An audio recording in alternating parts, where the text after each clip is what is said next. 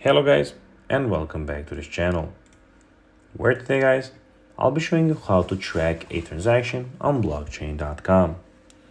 So guys, the first thing that you of course need to do is go to the Google Play Store or the App Store and download the blockchain application.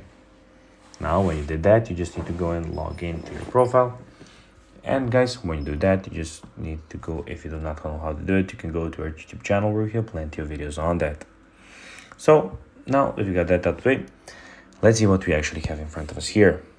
So first of all, we have the, as you can see, account and the DFI wallet, which you can go and switch from.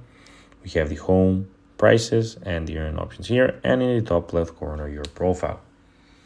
But now guys, let's see how you can actually go and track a transaction on blockchain.com.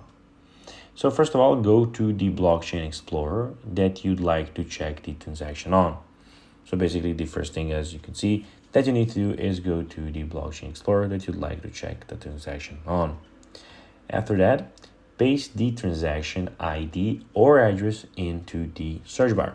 So that's pretty simple. You just need to go and paste it.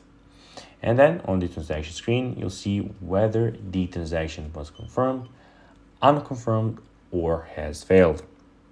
So guys, that will be everything for this video. I hope that you found this video informative and entertaining, guys. If you did, don't forget to like this video, share it, subscribe to the channel, and put notifications on, as this, guys, really helps us grow the channel. So if you have a few seconds, it will be pretty cool and highly appreciated by the whole team if you can do this. So guys, as I said, that will be everything for this video. I hope that you found it informative and entertaining.